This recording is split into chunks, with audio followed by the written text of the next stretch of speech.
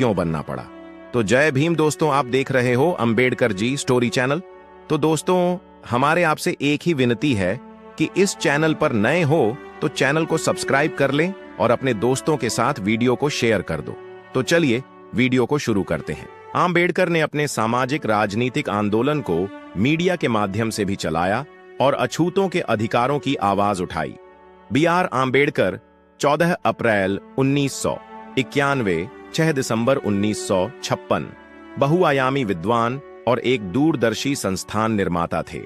उनके जीवन के एक साथ कई पहलू हैं और उनकी असंख्य व्याख्याएं हो सकती हैं। प्रस्तुत लेख में डॉक्टर आम्बेडकर के विचारों के संदर्भ में मीडिया के चरित्र की पढ़ ताल करने का प्रयास किया गया है और जानने की कोशिश की गई है कि मीडिया के प्रति उनकी दृष्टि क्या थी।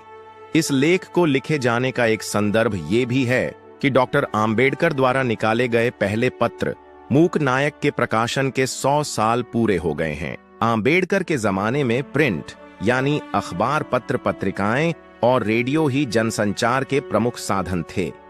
मीडिया पर ब्राह्मणों सवर्णों का पारंपरिक प्रभुत्व तब भी था। इसीलिए डॉक्टर आम्बेडकर को प्रारंभ में ही ये समझ में आ गया कि वे जिस लड़ाई को लड़ रहे हैं उसमें मेनस्ट्रीम मीडिया उनके लिए उपयोगी साबित नहीं होगा, बल्कि उन्हें वहां से प्रतिरोध ही झेलना पड़ेगा। यह अकारण नहीं है कि डॉक्टर आम्बेडकर को अपने विचार जनता तक पहुंचाने के लिए कई पत्र निकालने पड़ी है, जिनके नाम हैं मूक नायक 1920, बहिष्कृत भारत 1924, समता 1928, जनता 1930, आम ही शासन करती जमात बन्नार 1940, प्रबुद्ध भारत 1956। उन्होंने संपादन, लेखन और सलाहकार के तौर पर काम करने के साथ इन प्रकाशनों का मार्गदर्शन भी किया। बाल गंगाधर तिलक उन दिनों केसरी नामक समाचार पत्र निकालते थे। केसरी में पूरी विज्ञापन शुल्क के साथ मूक नायक का विज्ञापन छापने के लिए अनुरोध किया गया, लेकिन तिलक ने इसे छापने से इनकार कर दिया। मूक नायक के संपादक P.N. भाटकर थे, जो महार जाति के थे। उन्होंने कॉलेज तक की शिक्षा प्राप्त की थी। मूक नायक के पहले 13 संपादकीय लेख डॉ. आम्बेडकर ने लिखे। पहले लेख में आम्बेडकर ने हिंदू समाज का वर्णन ऐसी बहुमंजिली इमारत के रूप में किया जिसमें एक मंजिल से दूसरी मंजिल पर जाने के लिए न तो कोई सीढ़ी है और न कोई प्रवेश द्वार। सभी को उसी मंजिल में जीना और मरना है जिसमें वे जन्मे हैं। मीडिया के प्रति डॉक्टर आम्बेडकर का नजरिया 18 जनवरी 1943 को पूना के गोखले मेमोरियल हॉल में महादेव गोविंद राणाडे के 101वीं जयंती समारोह में राणाडे, गांधी और जिन्ना शीर्षक से दिया गया डॉ. आम्बेडकर का व्याख्यान मीडिया के चरित्र के बारे में उनकी दृष्टि को समझने के लिए महत्वपूर्ण है। उन्होंने कहा, मेरी निंदा कांग्रेसी समाचार पत्रों द्वारा की जाती है। मैं कांग्रेसी समाचार पत्रों को भली भांति जनता हूं। मैं उनकी आलोचना को कोई महत्व नहीं देता। उन्होंने कभी मेरे तर्कों का खंडन नहीं किया। वे तो मेरे हर कार्य की आलोचना, भर्त्सना व निंदा करना जानते हैं। वे मेरी हर बात की गलत सूचना देते हैं, उसे गलत तरीके से प्रस्तुत करते हैं और उसका गलत अर्थ लगाते हैं। मेरे किसी भी कार्य से कांग्रेसी पत्र प्रसन्न नहीं होते। यदि मैं कहूं कि मेरे प्रति कांग्रेसी पत्रों का यह द्वेष व बैर भाव अछूतों के प्रति हिंदुओं के घृणा भाव की अभिव्यक्ति ही है तो अनुचित नहीं होगा। आज जिस तरीके से मीडिया के विभिन्न साधन व्यक्ति पूजा और सरकार की आलोचना को राष्ट्र की आलोचना साबित करने में लगे हैं या राजनीतिक दलों के प्रवक्ता की तरह काम कर रहे हैं, उसे देखते हुए डॉ. आम्बेडकर के विचार आज भी प्रासंगिक हैं।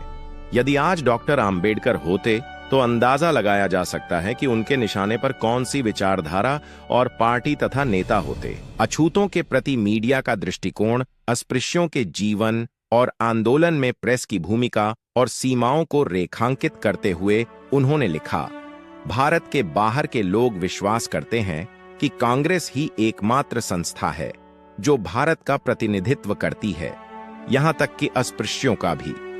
इसका कारण यह है कि अस्पृश्यों के पास अपना कोई साधन नहीं है जिससे वे कांग्रेस के मुकाबले अपना दावा जता सकें। अस्पृश्यों की इस कमजोरी के और भी कई कारण हैं। अस्पृश्यों के पास अपना कोई प्रेस नहीं है। कांग्रेस का प्रेस उनके लिए बंद है। उसने अस्पृश्यों का रत्ती भर भी प्रचार न करने की कसम खा रखी है। अस्पृश्य अपना प्रेस स्थापित नहीं कर सकते।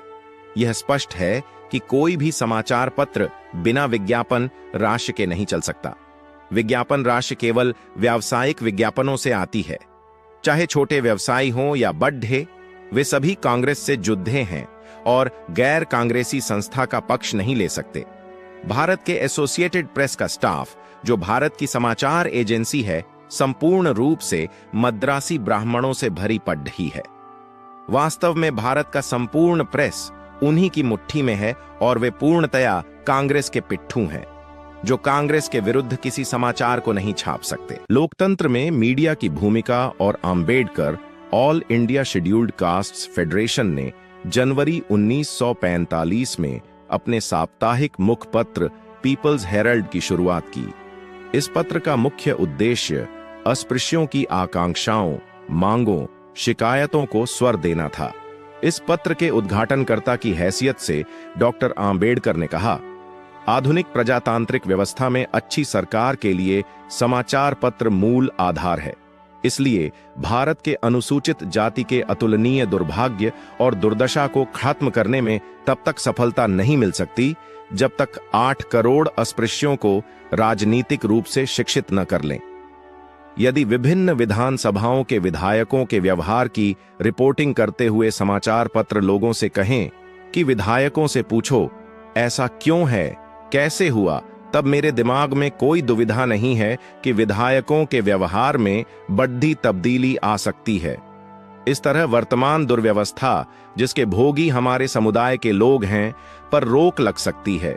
इसलिए मैं इस समाचार पत्र को एक वैसे साधन के रूप में देख रहा हूं जो वैसे लोगों का शुद्धिकरण कर सकता है जो अपने राजनीतिक जीवन में गलत दिशा में गए हैं।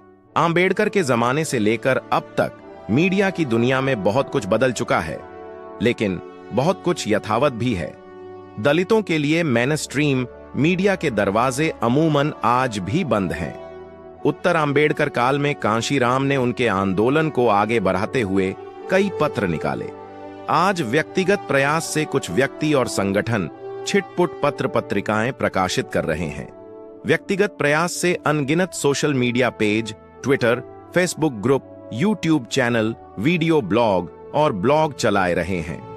लेकिन ऐसा क्यों है कि सैकड़ों दलित करोड़पति, डिक्की और बामसेफ जैसे संगठन, सैकड़ों विधायक, संसद मंत्री, दर्जनों ताकतवर राष्ट्रीय नेताओं, हजारों नौकरशाहों के होने के बावजूद आज मुख्य धारा में ऐसा कोई अंग्रेजी हिंदी अखबार, टीवी चैनल नहीं है जो दलितों और पिछड़ी जातियों से जुड़े मुद्दों पर संवाद कर सके, उनके विश्व दृष्टि की नुमाइंदगी का। तो आज की वीडियो में बस इतना ही। तो आपसे विनती है कि वीडियो को ज्यादा से ज्यादा